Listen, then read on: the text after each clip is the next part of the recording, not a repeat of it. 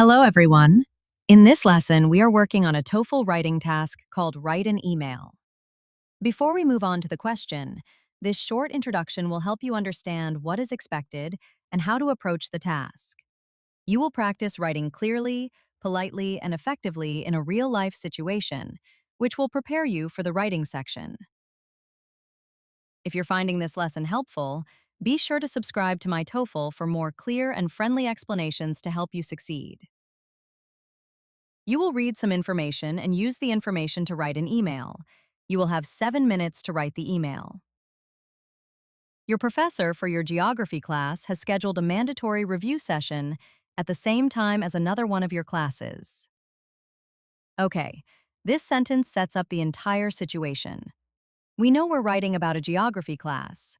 The professor has scheduled a mandatory review session, which means it's very important to get this information. But here's the problem. It's scheduled at the same time as another one of your classes.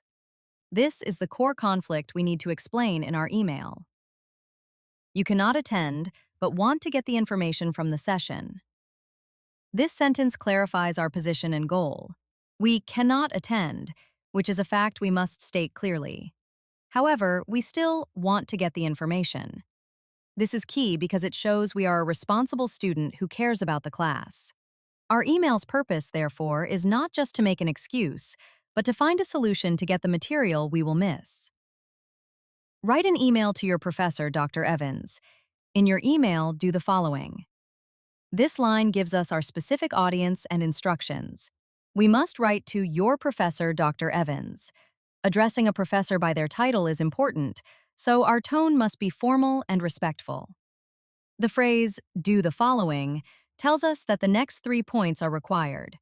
We must include all of them in our email to get a good score. State which class you are in and its time. This first requirement is very practical. You need to state which class you are in and also provide its time. Professors often teach multiple classes, so giving this specific information helps them identify you quickly. From a scoring perspective, this shows you understand how to communicate effectively and professionally in an academic setting by providing necessary context up front. Describe your scheduling conflict with the review session. Here, you must describe your problem.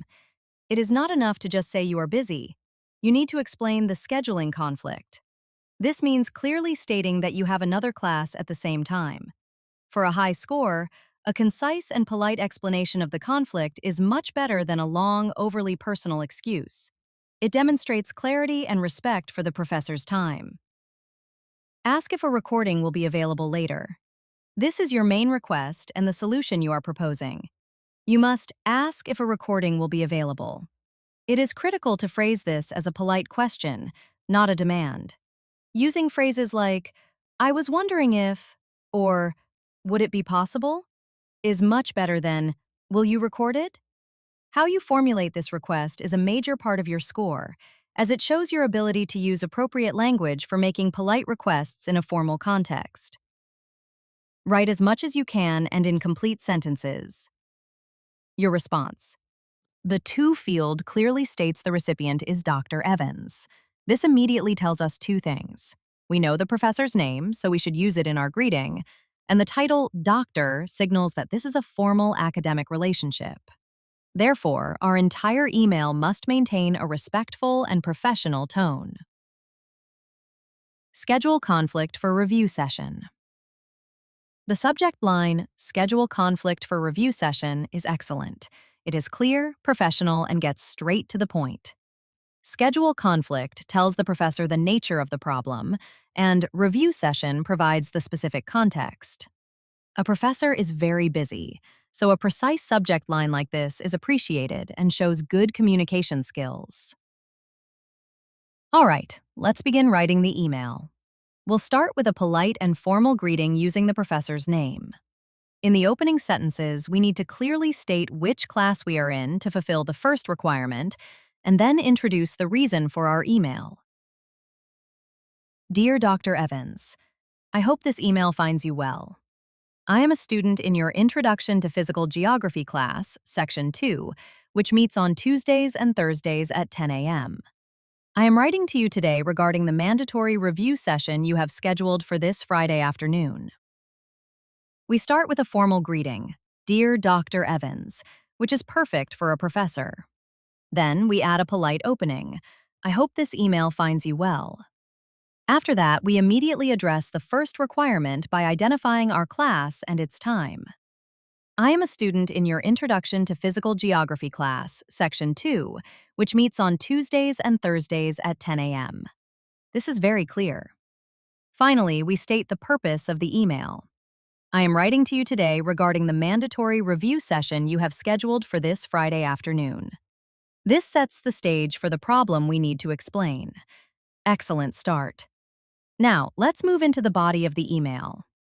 In this paragraph, we will explain the scheduling conflict in detail, addressing the second requirement, and show that we are still committed to learning the material.